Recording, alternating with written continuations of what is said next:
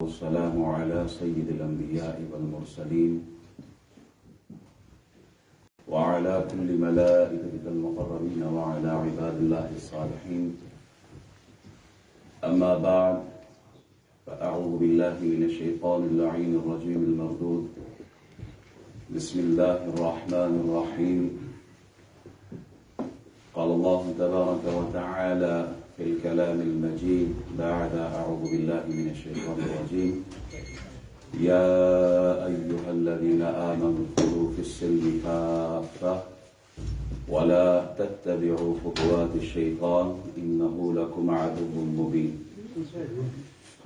صدق الله مولانا العظيم وصدق رسوله النبي الأمين الكريم، ونحن على ذلك لمن الشاهدين والشاکرین والحمد للہ رب العالمین. تمام خوبیاں، حمد، ثنا، تسبیح، تحلیل، تقدیس، تمجید، بزرگی، بڑائی، کبریائی اللہ جل وعلا کے لیے ہے، جو خالق ہے، مالک ہے، رازق ہے. درود سلام بے حد، بے حساب، بے شمار، لا تعداد اس ہستی پر جو ہم سب کے آقا و مولا ہیں، امام الانبیاء ہے، رحمت للعالمین ہے، شفیع المذنبین ہے، خاتم النبیین ہے. اللہ جل وعلا کے حضور دعا گو ہوں، مالک و مولا ہمارا اول وقت میں آنا، بیٹھنا، سننا، سنانا اپنی پاک بارگاہ میں قبول فرمائے. سال کا آخری جمعہ ہے اور ان دنوں میں جو معاملات بالخصوص یورپ میں اور ہمارے یہاں یو کے میں بالخصوص آخری جو ہفتے میں ان کے جو تہوار منائے جاتے ہیں، کرسمس کا ہے اور نیو ایئر نائٹ ہے اور دیگر کچھ خرافات ہیں، اس کو سامنے رکھتے ہوئے آج کچھ کلمات آپ کے گوش گزار کرنا چاہتا ہوں. اللہ کریم مجھے حق بات صحیح انداز میں آپ تک پہنچانے کی توفیق عطا فرمائے. دنیا میں بہت ساری چیزیں قیمتی ہوتی ہیں، ویلیبل ہوتی ہیں اور جن کی امپورٹنس ہوتی ہے، جن کا ہم خیال رکھتے ہیں. ان میں سے ایک چیز مال ہے، دولت ہے، پاؤنڈز ہیں. بڑی محنت سے آدمی کماتا ہے، اوور ٹائم لگا کے کماتا ہے، 2-4 پیسے جوڑ لیتا ہے. جب جڑ جاتے ہیں تو کہتے ہیں کہ لٹ نہ جائے، بینک میں رکھ دیتے ہیں. اور جن کے پاس کچھ زیادہ جڑ جاتا ہے پھر وہ تکیوں میں بھی رکھ لیتے ہیں، کیونکہ ان کی اہمیت ہے. مال کی قدر وہ جانے جس نے پسینہ بہایا، خون پسینے کی کمائی ہم سنتے ہیں نا، تو مال کی اہمیت ہے. پھر جب آدمی بیمار ہو جاتا ہے، وہی مال جس کو اس نے پسینہ بہا کر، رات کی نیند قربان کر کے، اوور ٹائم لگا کے جس مال کو اس نے کمایا ہوتا ہے، ڈاکٹر کے پاس جا کے کہتا ہے یہ مال پیسہ لاکھوں کروڑوں دینے کے لیے تیار ہوں، میری اس بیماری کو دور کرو. ایسے ہی معلوم ہوا مال سے اوپر کی چیز صحت آ گئی ہے، صحت کی بھی اہمیت ہے. پھر اس سے اوپر بھی ایک چیز ہے، عزت ہے، آبرو ہے، ناموس ہے. آدمی کی عزت و ناموس پر بات آتی ہے تو کہتا ہے جان کی قربانی دینے کے لیے بھی تیار ہوں. مال تو نیچے ہے، جان جو اس سے بھی اوپر ہے اس کی قربانی کے لیے تیار ہوں. احباب، ایک ایسی چیز جس میں مومن آدمی کبھی کوئی کمپرومائز نہیں کرتا. مال آ جائے تو مال قربان کرنے کے لیے تیار ہے، جان پر آئے تو وہ جان قربان کرنے کے لیے تیار ہے. عزت کی بات آئے تو کہتا ہے عزت، آبرو، ناموس سب اس کے لیے قربان ہے. اور وہ کیا ہے؟ وہ ایمان ہے. ایمان کے لیے جان بھی، مال بھی، اولاد بھی، عزت، آبرو یہ قربان ہے. ساری چیزیں قربان. اس کی وجہ کیا ہے؟ دیکھیں، اللہ ارشاد فرماتا ہے وَإِن تَعُدُّوا نِعْمَتَ اللَّهِ لَا تُحْصُوهَا.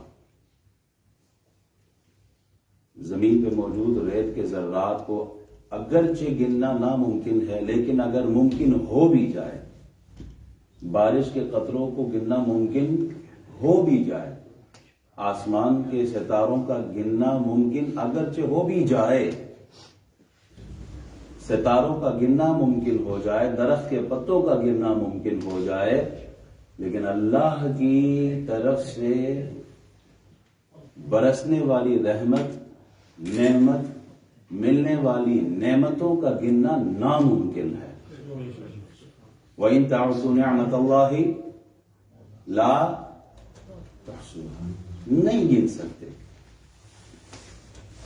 اللہ نے بطور احسان صرف 2 نعمتیں جتلائی ہیں۔ اندازہ لگا جن نعمتوں کو اللہ جتلا رہا ہے ان نعمتوں کی قدر کیا ہوگی، ان کی شان کیا ہوگی، ان کی عظمت کیا ہوگی، ان کی ویلیو کیا ہوگی اللہ کی نظر میں۔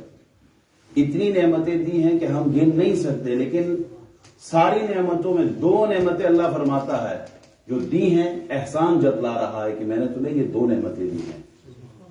وہ 2 نعمتیں کیا ہے؟ لَقَدْ مَنَّ اللَّهُ عَلَى الْمُؤْمِنِينَ إِذْ بَعَثَ فِيهِمْ رَسُولًا۔ ایمان والو، 2 نعمتیں ایسی ہیں جو تمہیں دی ہیں۔ ایک نعمت وہ کہ اللہ نے تمہیں اپنا حبیب محمد رسول اللہ عطا کیا، احسان جتلایا اللہ نے۔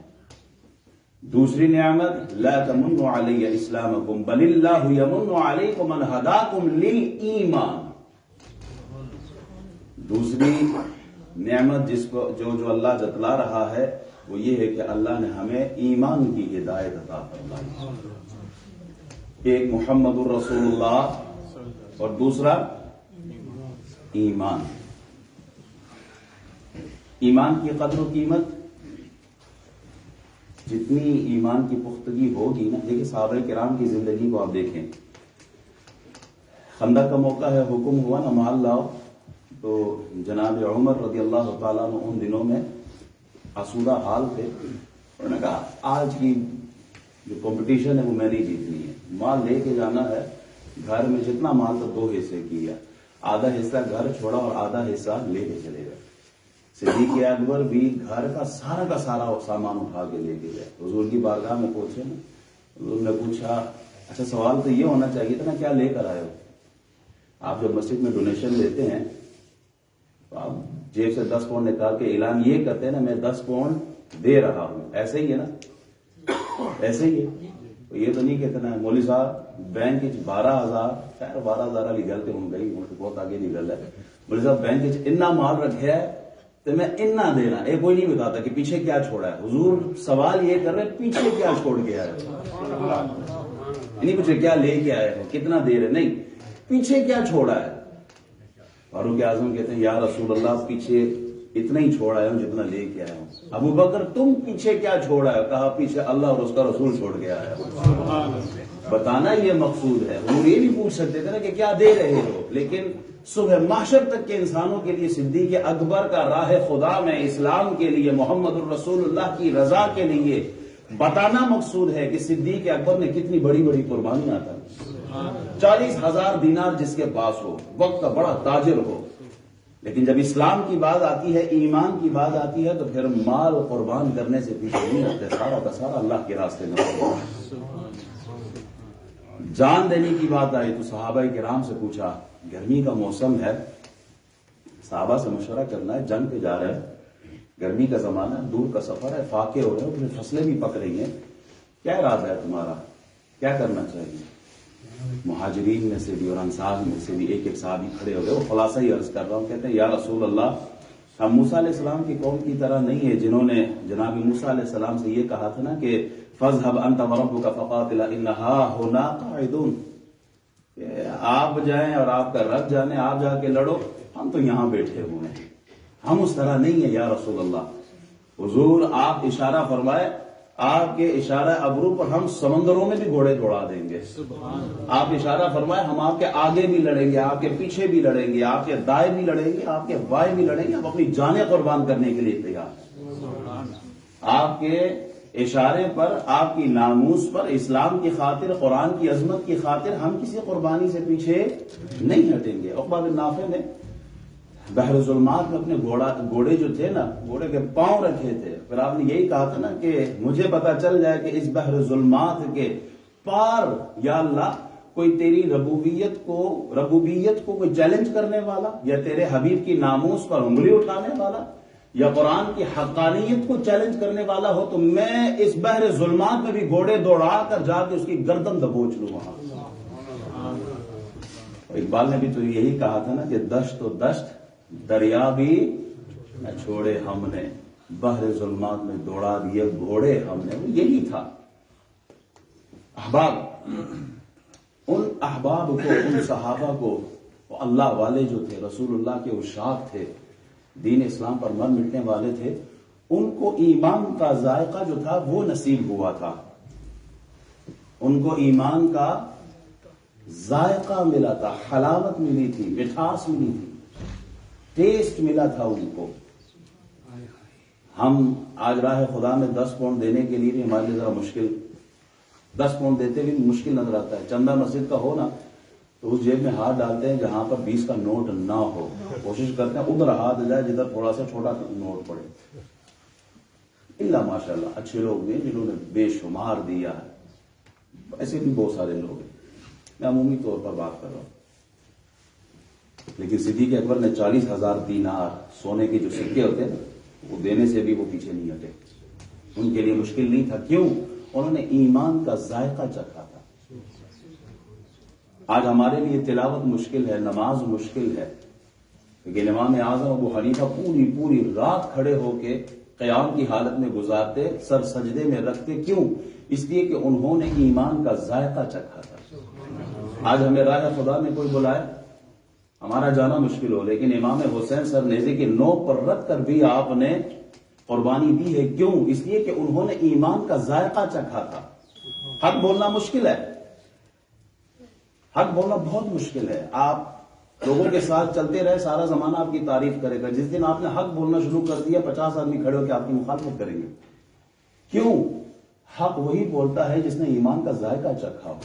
امام اعظم ابو حنیفہ سے لے کر امام احمد بن حنبل تک، مجدد الفسانی تک، یہ جیل تک سب گئے ہیں. کیوں؟ حق بولا ہے نا.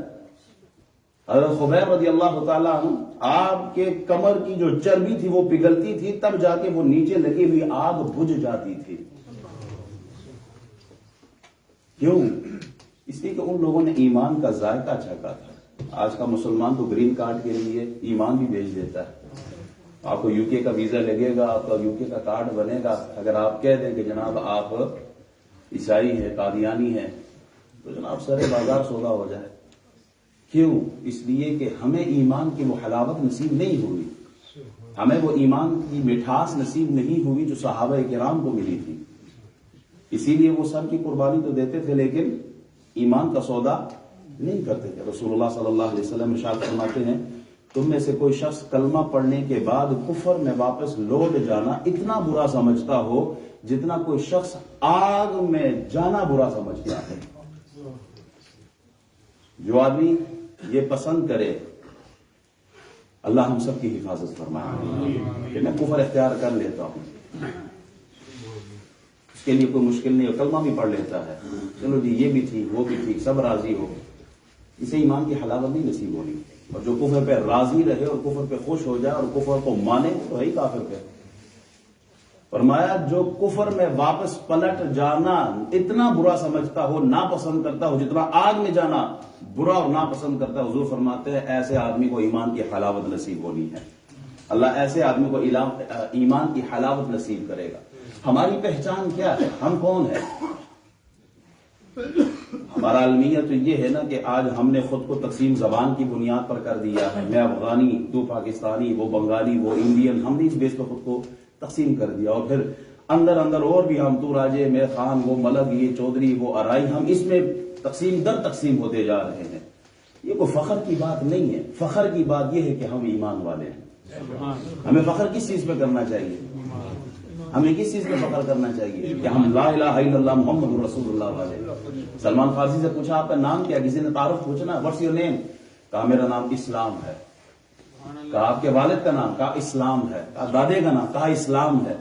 اب بات سمجھ نہیں آتی ہے. کہا ہمارا جینا بھی اسلام، ہمارا مرنا بھی اسلام، ہمارا اوڑھنا بھی اسلام، ہماری جان بھی اسلام، ہماری روح بھی اسلام، ہماری عزت ناموس سب اسلام ہے. ہم مسلمان، ہماری پہچان اسلام ہے. ہم نے فخر کا معیار کچھ اور مقرر کر دیا ہے. ہمیں جس چیز پر فخر کرنا چاہیے تھا وہ مال، دولت، عہدہ، منصب نہیں ہے.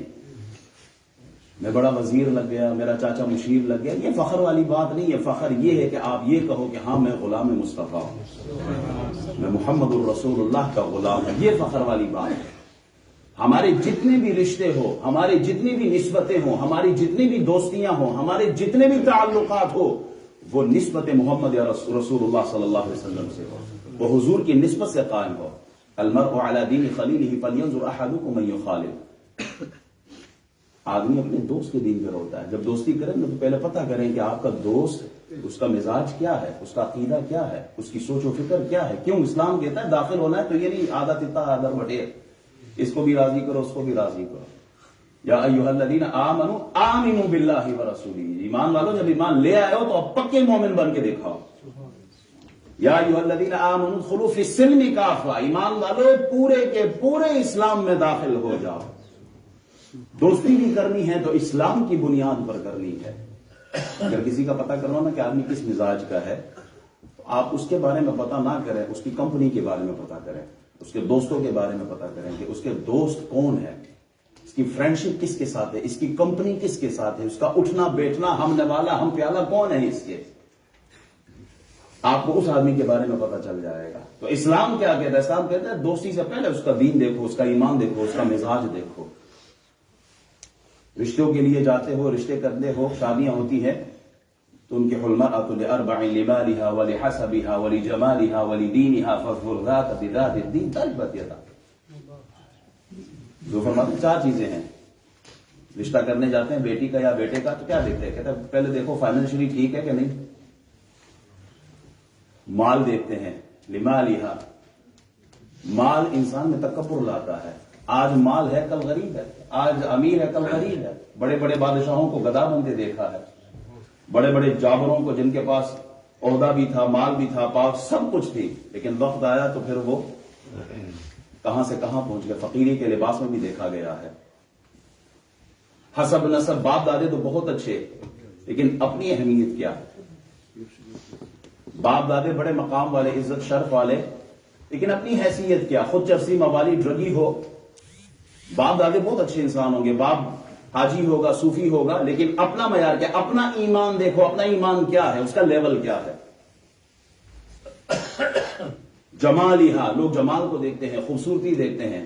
ارے یار اس خوبصورتی کے سورج پر بھی، یہ سورج جو ہے نا جہاں یہ وہ ہمارے سروں پر ہوتا ہے، لیکن اسی سورج کو پھر زوال بھی تو آتا ہے کہ نہیں. یہ سورج غروب بھی تو ہوتا ہے نا. اس حسن کو بھی ڈھل جانا ہے، ایک وقت آنا ہے یہ حسن بھی ڈھل جائے گا. حضور فرماتے ہیں تم کس چیز کو پریورٹی دو. پریورٹی کیا ہے؟ فرمایا دین. فاظفر بذات الدین. ہر چیز میں رسول اللہ صلی اللہ علیہ وسلم نے سب سے پہلے دین کی بات کی ہے. یہ دیکھو کہ جو رشتہ آپ اپنی بیٹی کا دے رہے ہو وہ انسان ہے بھی کہ نہیں، وہ دیندار ہے بھی کہ نہیں، اسے قرآن کا پتہ بھی ہے، اللہ کے حکموں کا پتہ ہے، رسول اللہ کی تعلیمات کا پتہ ہے، وہ دین اسلام کو جانتا ہے، وہ نماز روزے کا پابند ہے، وہ اخلاق رکھتا ہے یا نہیں. مال دیکھ کر ہی نہیں دینا کہ چلو مال والا ہے تو اپنی بیٹی کو اس آگ میں دھکیل دو، پھر یہی بیٹیاں ساری زندگی آپ کے لیے. میں یہ تو نہیں کہوں گا کہ ماں باپ کو بد دعا دیتے ہیں، لیکن ماں باپ کو کوستے ضرور ہیں کہ ہمیں کس کے حوالے کر دیا آپ نے. تو ایسی جگہ رشتہ دے جن کو ایمان کا پتہ ہو، جو ایمان والے ہو. جو ایمان والا ہوتا ہے نا وہ اللہ سے ڈرتا ہے، وہ کسی کا حق نہیں مارتا، وہ کسی پر ظلم نہیں کرتا. رسول اللہ صلی اللہ علیہ وسلم نے سب سے پہلے ایمان کی بات کی. جس طرف بھی جائے، میں اپنے موضوع پر آتا ہوں. دیکھیے ہم ہر چیز کی حفاظت کرتے ہیں. گاڑی اپنی قیمتی نہیں نا، تو کوشش کرتے ہیں کہ یہ روڈ پہ کھڑی نہ ہو، یہ گیرج میں جائے اندر. وہ اپنے جو گاڑی کے بنانے جگہ بنائی ہوئی ہوتی ہے، کیا کہتے ہیں اس کو، گیراج ہی کہتے ہیں، ادھر ہی کھڑی ہو، اندر باہر نہیں. روڈ پہ کچھ بھی ہو سکتا ہے. آٹو لاک سسٹم لگایا ہوا ہوتا ہے حفاظت کے لیے. ایسا ہی ہے. یہ موبائل دیکھ لے, موبائل آپ کے پاس پروٹیکٹر لگایا ہوا ہوتا ہے اور کور لگایا ہوا ہوتا ہے, گر نہ جائے. جس فون کو آپ رکھ نہیں سکتے, آپ لیدر کا بٹوا لے کے اس کے اندر اس کو رکھ دیتے ہیں کہ کہیں نوٹ اوپر نیچے نہ ہو جائے. کیوں؟ ہر چیز کی حفاظت ہم نے رکھی ہے. اور میرا چھوٹا بیٹا ہے, 7 سال اس کی عمر ہے, وہ گاڑی میں بیٹھے اسکول, کہتا بابا میرے لیے سن اسکرین لے کے آیا, سن کریم لے کے آئے, میری جو اسکن ہے یہ خراب نہ ہو جائے. میں حیران پریشان ہے, ہم پاکستان سے آئے ہوئے لوگ, ہمیں ان چیزوں کا پتہ ہی کوئی نہیں. 6 سال کے بچے بھی کہہ رہے تھے کہ وہ سن کریم لا کے دو, ہماری اسکن نہ خراب ہو جائے. کہنا یہ چاہ رہا ہوں, ہر چیز کی حفاظت ہم کر رہے ہیں, اسکن سے لے کر پونڈ تک, گھر سے لے کے گاڑی تک, موبائل سے لے کے, کس چیز کی ہم حفاظت نہیں کر رہے؟ ہر چیز کی حفاظت کر رہے ہیں. کیوں؟ ہمیں اس کی امپورٹنس کا, اس کی اہمیت کا, اس کے ویلیو رکھنے کا ہمیں پتا ہے کہ یہ ویلیوبل چیز ہے. اب آپ ایمان کی حفاظت کے لیے کیا کر رہے ہیں؟ ہم نے کبھی اس بارے میں سوچا ہے کہ ایمان کی بھی تو حفاظت کرنی ہے, اور ایمان کو لوٹنے والا کوئی عام نہیں ہے, وہ شیطان ہے. سب سے بڑا ڈاکو ہے, ایسا ڈاکو ہے جو ہمیں نظر بھی نہیں آتا. We can't see him. And he is our enemy. I'm talking about devil, I'm talking about shaitan. What are we doing for our protection? کیا کر رہے ہیں ہم اپنے ایمان کی؟ شیخ سعدی فرماتے ہیں, بچپن کا واقعہ لکھتے ہیں, کہتے ہیں چھوٹا بچہ تھا تو میرے ہاتھ میں انگوٹھی کی, سونے کی جو ہے وہ انگوٹھی تھی. کہا ایک ٹھگ آیا نا, ٹھگ کو انگلش میں کیا کہتے ہیں؟ وہ تو ڈاکو ہے. دوسر باز کو کیا کہتے ہیں؟ ٹھیک ہے, بڑی انگلش سے بھی قربان جاؤں. کہتے وہ ہے نا ٹھگ, اس نے مجھے گڑ نکال کے دکھایا, ٹافی دی ہے کوئی, کہا یہ دیکھو کتنی اچھی چیز ہے, اس کو کھاؤ ذرا. میں نے وہ چکھی, وہ کھائی, مجھے بڑا مزہ آیا. اس نے ایک اور نکال کے دی, کہا یہ ٹافی لو یا انگوٹھی مجھے دو. میں کہا میں نے انگوٹھی کا کیا کرنا, نہ مزہ نہ سواد نہ کوئی چس ہے. انگوٹھی نکال کے دی, میں کہا ٹافی اور بھی دو. کہا اس ٹھگ نے ٹافی دے کے سونا لے لیا مجھ سے. آپ سمجھانا یہ چاہ رہے ہیں کہ شیطان ایمان والوں کے ساتھ یہی کر رہا ہے, ہمیں ٹافیاں دے رہا ہے اور بدلے میں سونا, ایمان ہم سے لے رہا ہے. کبھی ہمیں وہ کرسمس ڈے کے نام سے ٹافی دے رہا ہے, کبھی نیو ایئر نائٹ کے نام سے ٹافی دے رہا ہے, کبھی وہ دیوالی کے نام سے ٹافی دے رہا ہے, فحاشی کے نام سے ٹافی دے رہا ہے, کبھی وہ اوریانی کے نام سے ٹافی دے رہا ہے, کبھی ویلنٹائن ڈے کے دے, کبھی کس نام سے تو کبھی کس نام سے, اور بدلے میں ہم سے ہمارا ایمان لے کے جا رہا ہے. ہمارے لیے آج ایک حقیقت بتا رہا ہوں, سب اس پہ غور کیجئے گا. اگر کوئی ہم سے کہے نا سنت پر چلے ذرا, ہمارا سنت پر چلنا ذرا شرم کا باعث ہو جاتا ہے. جی میں شرماتا ہوں, سنت میں نہیں چل سکتا. فیشن کی بات کرے تو سب سے پہلے وہ پہلی صف میں نظر آئے گا, ادھر بھی اور ادھر بھی. کلمہ پڑھ لیا لا الہ الا اللہ محمد رسول اللہ, لیکن وہ سارے کام کرے گا جو اسلام پسند نہیں کرتا. درنگی چھوڑ دے یا رنگ ہو جا, سراپا موم ہو یا سنگ ہو جا, دونوں ہی ہم نے اختیار کر دی ہے. صبغت اللہ, اللہ والا رنگ کون سا ہے؟ وہ صحابہ کرام کو ملا تھا. کیا یہ اسلام صرف صحابہ کے لیے تھا؟ نہیں, یہ تو صبح محشر تک کے انسانوں کے لیے ہے. حج بھی کیا کعبے کا اور گنگا کا اشنان بھی, خوش رہے رحمان بھی اور راضی رہے شیطان بھی. ادھر بھی راضی کرو اور ادھر بھی راضی کرو. اللہ فرماتا ہے نہ یہ نہیں. یا ایھا الذین آمنوا ادخلوا فی السلم کافہ, اے ایمان والو پورے کے پورے اسلام میں داخل ہو جاؤ. سر سے لے کر پاؤں کے ناخنوں تک تمہارے اندر اسلام ہونا چاہیے. یہ شہادت گاہ ہے, اس میں قدم رکھنا ہے. لوگ آسان سمجھتے ہیں مسلمان ہونا, چمی گویم مسلمانم بلرزم کہ دانم مشکلات لا الہ. میں کہتا ہوں کہ میں مسلمان بن جاؤں, پھر لرز جاتا ہوں, کام جاتا ہوں کہ مجھے یہ بھی پتا ہے کہ جس نے اسلام کا دعویٰ کر لیا اس کے لیے پھر مشکلات بھی سامنے آنی. سر سے لے کر پاؤں تک اسلام اپنے جسم پر نافذ کرنا ہے. اے ایمان والو, سورہ بقرہ کی آیت نمبر 208 ہے. اب سوال یہ ہوتا ہے, یہ سوال صرف آپ سے نہیں اپنے آپ سے بھی ہے, سب سے ہے, کیا میری آنکھ مسلمان ہو گئی ہے؟ اسلام تو کہتا ہے کہ غیر محرم پر بری نظر نہ ہو. اسلام کہتا ہے برے نظارے نہ ہو, حرام کی طرف نہ دیکھے. میں کلمہ پڑھ رہا ہوں, زبان کہہ رہی ہے لا الہ الا اللہ, کیا میری آنکھ مسلمان ہے؟ کان سے کوئی خلاف شریعت بات نہیں سننی, کیا میں کانوں سے کوئی ایسی بات سنتا ہوں؟ میں تو کہتا ہوں جناب ٹائم نہیں گزر رہا جب تک کہ نصرت فتح علی خان کا کوئی گانا نہ چلا دیا جائے. جی کیوں؟ موسیقی روح کی غذا ہے، اسی کانوں سے سننا. کیا میں مسلمان؟ کیا میری زبان مسلمان ہے؟ زبان سے کہہ بھی دیا لا الہ تو کیا حاصل؟ دل و نگاہ مسلمان نہیں تو کچھ بھی نہیں. کیا میرے ہاتھ مسلمان ہے؟ اسلام تو یہ کہتا ہے کہ تمہارے ہاتھ کسی کی عزت پر، ناموس پر، آبرو پر نہ اٹھے. کیا میرے قدم، میرے پاؤں جو ہے وہ مسلمان ہے؟ کبھی گناہ کی سمت نہ چلے.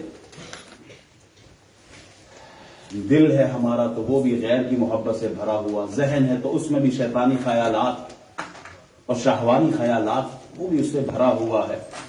آنکھیں میلی ہے، حلال اور حرام کی کوئی تمیز نہیں. زبان پر تلاوت بھی جاری ہے، لوگوں پر تہمت بھی جاری ہے، لوگوں کی دل آزاری بھی جاری ہے. نماز بھی پڑھنا ہے اور اگلے کی دل آزاری بھی کرنا ہے، اگلے کو تکلیف بھی پہنچانا ہے. یہ کون سا انداز مسلمانی ہے؟ کیا یہ انداز مسلمانی ہے؟ اسلام میں پورے کے پورے داخل ہو جاؤ. اس کا مطلب کیا ہے؟ اس کا تقاضا کیا ہے؟ کہ ہر شعبے کو زندہ کیا جائے، دنیا کے ہر شعبے کو زندہ کیا جائے. یہ نہیں کہ مذہب اسلام ہے لیکن تجارت غیر اسلامی ہے، مذہب اسلام ہے سیاست غیر اسلامی ہے، مذہب اسلام ہے عدالت غیر اسلامی ہے، مذہب اسلام ہے انداز حکمرانی غیر اسلامی ہے، مذہب اسلام ہے معاملات غیر اسلامی ہے، مذہب اسلام ہے دوستیاں غیر اسلامی ہے. ہمارا مذہب تو اسلام ہے لیکن شادی میں رسم و رواج سارے غیر اسلامی ہے. ہمارا اسلام، ہم دعویٰ کرتے، کلیم کرتے ہم مسلمان ہیں، مذہب اسلام ہے لیکن خرید و فروخت غیر اسلامی ہے. نماز، روزہ، حج، زکات جو رسول اللہ نے حکم دیا ہم اس کے مطابق گزاریں گے. ہم نمازیں اسی طرح پڑھتے ہیں، روزے اسی طرح رکھتے ہیں، حج اسی طرح کرتے ہیں، زکات اسی طرح دیتے ہیں. لیکن زندگی کے باقی معاملات، باقی شعبے ہم نے کہا نہیں، اسلام اس پر پورا نہیں اترتا، ہم نے ماڈرن دور کے ساتھ چلنا ہے. مولوی صاحب سود نہیں کریں گے تو زمانہ کیا کہے گا؟ ہم کیسے چلیں گے ان کے ساتھ؟ سود کرنے والے کو اللہ رسول نے کیا کہا؟ مولوی صاحب آپ بہت پرانے دماغ اور پرانے ذہن اور پرانی سوچ و فکر کے، دقیانوسی سوچ و فکر ہے مولویوں کی. مولوی صاحب ماڈرن دور ہے، اب دیوالی منانے والوں کے ساتھ ان کی صفوں میں کھڑے ہو کر ہم دیوالی منائیں. کرسمس منانے والے ان کے ہاں ٹری لگا تو ہمارے ہاں کیوں نہیں لگا ہوا؟ ہم بھی اسی طرح ان کے ساتھ چلے. اللہ فرماتا ہے نہ یہ نہیں. یا ایھا الذین آمنوا ادخلوا فی السلم کافہ. ایمان والو ایسا نہیں ہو سکتا کہ آدھے ادھر اور آدھے ادھر، اسلام میں پورے کے پورے داخل ہو جاؤ. کافر کو کپڑا پہناؤ، کافر کو لباس دو، کافر کو کھانا دو، کافر بیمار ہے تو علاج کرو، کافر بے روزگار ہے تو نوکری دو. لیکن یہ نہ کرو کہ کافر کے کفر، اس کے مذہبی رسومات میں، مذہبی تہوار میں ان کی صفوں میں جا کے کھڑے ہو کے ان کی مبارکباد دو. وہ تو کافر ہے، تم اس کی کفر پہ اس کو مبارکباد دے رہے ہو. یہ سوچو تم کس مقام پہ کھڑے ہو. دوستی کس کی نبھانی ہے؟ اللہ ولی الذین آمنوا. اللہ کہتا ہے میں ایمان والوں کو دوست ہوں. تم نے اللہ کی طرف پیٹ کر کے کہا کہ نہیں اللہ، ہم نے تو دور کے ساتھ چلنا ہے، ہم نے کافر کو بھی راضی کرنا ہے. اپنے اخلاق سے، اپنے کردار سے، اپنی محبت دین کے حوالے سے آپ اپنا ایسا ایٹیچیوڈ، ایسا بیہیویئر ان کے سامنے رکھیں کہ وہ کلمہ پڑھ کے مسلمان ہو جائے. نہ کہ آپ کو بھی کھینچ کے لے کے جائے اور آپ بھی ان کے مندر پر جا کے ان کے بتوں کے اوپر دودھ بہانا شروع کر دے. کیونکہ سیاست میں یہ سارا چلتا ہے. سیاست نہیں، پہلے اسلام، پہلے اسلام ہے. اور میں نے پہلے کہا جو اسلام پر چلتا ہے اس کو تکلیفیں آنی. حق بولو گے تو جیل میں پھینکا جائے گا. امام اعظم سے لے کر امام احمد بن حنبل سارے جیل میں گئے ہیں. حق بولا تھا.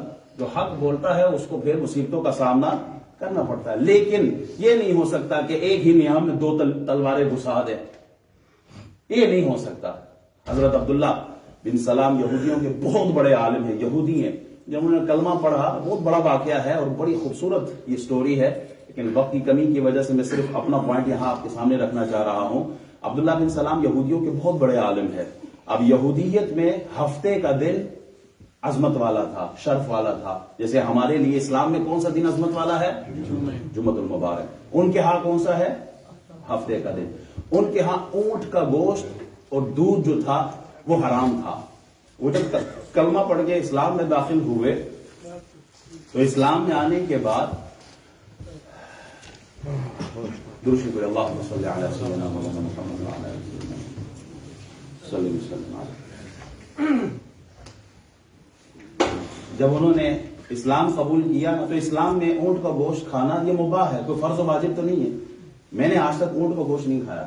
آپ میں سے کتنے ایسے بیٹھے ہوئے جنہوں نے اونٹ کا گوشت نہیں کھایا؟ عبداللہ بن سلام بہت بڑے عالم تھے یہودیوں کے، عالم ہی نہیں بہت بڑے عالم تھے، ان کے اماموں کے امام تھے. انہوں نے اسلام قبول کیا، انہوں نے سوچا کہ اس دین میں اونٹ کا گوشت کھانا حرام تھا، تو چلو میں اسلام میں کوئی فرض و واجب تو نہیں، میں نہیں کھاؤں گا، دودھ بھی نہیں پیوں گا. عزم ہفتے کے دن کی عظمت بھی بحال رکھی، یعنی پچھلے جو دین ہے ان کے اوپر بھی چلوں گا اور اسلام کے اوپر بھی. اللہ نے قرآن کی آیت نازل فرما دی، نہ یا ایھا الذین آمنوا ادخلوا فی السلم کافہ، اسلام میں آ گئے ہو تو پورے کے پورے اسلام میں آنا ہے. یہ نہیں کہ آدھا وہاں کا اور آدھا یہاں کا، آدھا کرسمس کو بھی مانیں گے، میلاد النبی کو بھی مانیں گے، ادھر دیوالی بھی منائیں گے، ادھر شب برات بھی منائیں گے. ایسا نہیں ہو سکتا. حضرت عمر رضی اللہ تعالیٰ تورات کھولی، یہ مطالعہ کر رہے ہیں، اسٹڈی کر رہے ہیں تورات کی. نبی علیہ السلام تشریف لائے، آپ جلال میں آئے. حضرت عمر فرماتے ہیں میں صرف مطالعہ کر رہا تھا. رسول اکرم صلی اللہ علیہ وسلم نے ارشاد فرمایا خود موسیٰ بھی اگر آ جائے نا تو میری اتباع کے سوا کوئی چارہ نہیں ان کے لیے. موسیٰ بھی آ جائے تو وہ بھی میری اتباع کریں گے. کیوں؟ ان الدین عند اللہ الاسلام. رسول اللہ صلی اللہ علیہ وسلم مدینہ شریف آئے نا تو یہودی 2 دن جو تھے نا وہ تہوار مناتے تھے، نوروز مرجان کا. تو صحابہ نے کہا یا رسول اللہ کیا ہم سیلیبریٹ کر سکتے ہیں یہودیوں کے ساتھ؟ حضور نے فرمایا نہیں، اللہ نے تمہیں ان کے 2 دنوں سے بڑھ کر 2 بہترین دن عطا فرمایا، ایک عید الفطر عطا فرمایا اور ایک عید الاضحیٰ عطا فرمایا. عبداللہ بن عمر فرماتے ہیں جو ان تہواروں میں شریک ان کے ساتھ مشابہت کرے گا وہ انہی کے ساتھ، حشر بھی انہی کے ساتھ انہی کا ہوگا. کیوں؟ من تشبہ بقوم فہو منہم، جو جس قوم کے ساتھ ان کی شباہت اختیار کرتا ہے ان کا حشر بھی انہی کے ساتھ ہوتا ہے.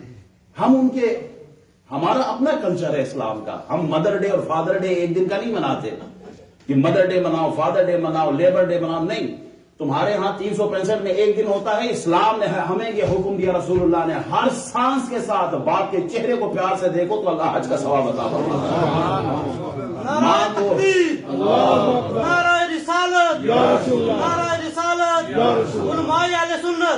ہمیں ماں باپ کے چہرے کو دیکھا، فرمایا ماں باپ کے چہرے کو جو ایک دفعہ پیار سے دیکھے گا اللہ ایک مقبول حج کا ثواب دے گا. صحابہ نے پوچھا یا رسول اللہ بار بار دیکھے؟ کہ اللہ بڑا رحیم ہے، تم ایک دفعہ دیکھو گے اللہ اتنی ثواب عطا فرمائے.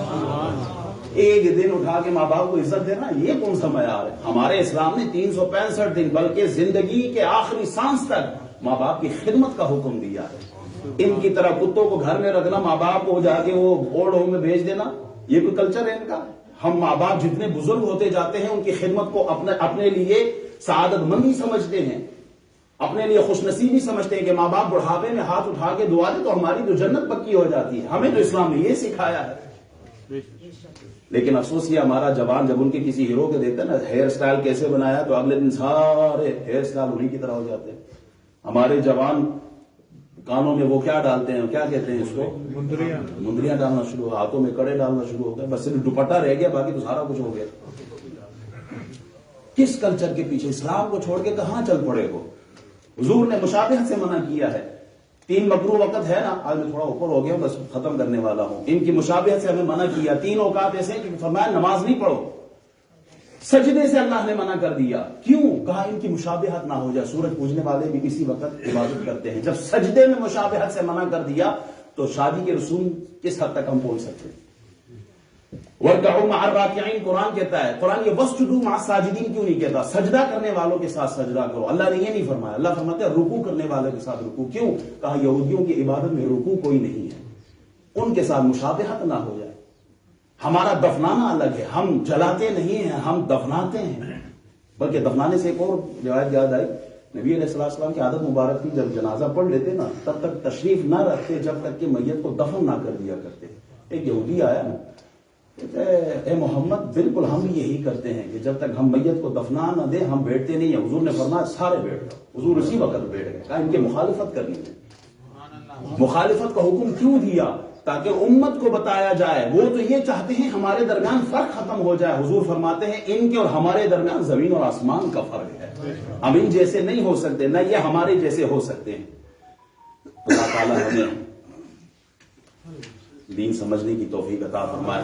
نیو ایئر نائٹ پر وہ جو فحاشی ہوتی ہے، شراب خانے ہوتے ہیں، وہ جو ظلم ہوتا ہے، وہ عریانی ہوتی ہے، وہ جو بدتمیزی کا ایک کلچر اپنایا گیا ہے، اسلام ہمیں اس کو اپنانے سے منع کرتا ہے. ان کے شہد میں بھی زہر ہے، میں کہتا ہوں ان کے شہد میں زہر ہے، ان کے پھولوں میں کانٹے لگے ہوئے ہیں، ان کی بہار بھی خزاں ہے. ہمیں اسلام نے، ہمارے گھر میں کوئی کمی ہو تو پڑوس میں جا کے کچھ مانگے نا. اللہ نے ہمیں سب کچھ دے دیا ہے تو پڑوسیوں کے ہاں کیوں جائے؟ ہم اپنے خوبصورت لباس پر پیبند کیوں لگائے جب اللہ نے ہمیں خوبصورت عطا اسلام کی صورت میں عطا کر دیا ہے؟ ہم کیوں غیر کی طرف دیکھے جب اللہ نے ہمیں اتنا امیر بنا دیا ہے کہ ہم اپنی زندگی عزت کے ساتھ گزارتے ہیں، تو پھر یہودیوں کے عیسائیوں کے آگے ہاتھ کیوں پھیلا رہے ہیں؟ وضع میں تم ہو نصارا تو تمدن میں ہنود. یہ ہے مسلمان جنہیں دیکھ کے شرمائے یہود. یوں تو سید بھی ہو، مرزا بھی ہو، افغان بھی ہو، تم سبھی کچھ ہو، بتاؤ تم مسلمان بھی ہو. احباب، اپنی ملت کو قیاس اقوام مغرب سے نہ کر. خاص ہے ترکیب میں قوم رسول ہاشمی. ہم سب سے جدا ہے. کیوں؟ ہمارا ایمان سب سے جدا ہے. ہماری عزت رسول اللہ کی وجہ سے ہے. اگر ہم نے رسول اللہ کا راستہ اپنایا تو ہمیں بھی اللہ عزت دے گا، اور اگر ہم نے اس راستے کو چھوڑ دیا، کبھی کرسمس ڈے اور کبھی ویلنٹائن ڈے اور کبھی دیوالی ہے تو کبھی کوئی کلچر تو کبھی کوئی کلچر، ہم نے اگر اسلام کو چھوڑ دیا، اپنے راستے کو چھوڑ دیا. ہم اس ملک میں آئے تھے مال کمانے کے لیے. ایسے ہی ہے. اب یہ کوئی تقریباً تیسری چوتھی پیڑھی تو چل رہی ہے نا، چوتھی کھیپ چل رہی ہے. بزرگوں نے تو اتنی بڑی بڑی مسجدیں بنا کے ہمیں دے دی. جس مسجد میں آج ہم بیٹھے ہیں وہ لوگ جنہوں نے یہ خرید کے دی، اللہ ان کے قبروں پر رحمت کی بارش کرے. ہم سونا کمانے، ہم مال کمانے آئے تھے، سونا کمانے آئے تھے. حقیقت یہ ہے ہم سونا کمانے میں تو لگے، لیکن اپنی اولاد یہ ہیرے ہیں ہمارے. سونا کمانے آئے، مال کمانے آئے، ہیرے لٹا کے جا رہے ہیں. ہم نے ہیرے لٹا دیے ہیں. اگر ہم نے ان کی تربیت نہیں کی، اگر ہم نے ان کو دین کا راستہ نہ دکھایا، ہم نے ان کو دین کے راستے پر نہ چلایا، اپنے بچوں کو دین کے ساتھ جوڑے رکھے. میں ہمیشہ کہتا ہوں فرض مسجد میں پڑھو، نفل و سنت گھر میں جا کے پڑھو. نفل گھر میں پڑھو تاکہ تمہاری اولاد بھی مسلوں پہ کھڑی ہو جائے تمہارے ساتھ. اگر مسجد میں فرض ادا کر لیے، صحابہ کا طریقہ یہی ہوتا تھا، فرض مسجد میں، باقی نمازیں گھروں میں. وجہ کیا تھی؟ وجہ یہی تھی کہ ہماری اولادیں کہیں یہودیوں اور عیسائیوں کے طریقے پہ نہ چل پڑے. مسجدوں کو آباد رکھیں، مسجدوں کو، اپنی اولادوں کو. الحمدللہ اللہ کا لاکھ لاکھ شکر ادا کرتا ہوں، ہماری مسجد میں اب ہمارے بچے جو پڑھنے آتے ہیں یہی مسجد میں نمازیں پڑھنے لگے ہیں، پڑھانے لگے ہیں. کل بھی انشاءاللہ بچے کی ڈیوٹی لگائی ہے، وہ عصر کی نماز پڑھائے گا. پرسوں ایک اور بچہ ہے وہ مغرب کی نماز پڑھائے گا. یہ مختلف نمازیں ان بچوں میں تقسیم. یہ کیوں؟ تاکہ ان کی تربیت ہو، یہ بچے کل روڈوں پہ آوارہ نہ پھیرے بلکہ یہ مسجدوں کی زینت بن جائے. اللہ ہمیں دین متین کی خدمت کی توفیق عطا فرمائے. واخر دعوانا الحمدللہ رب العالمین.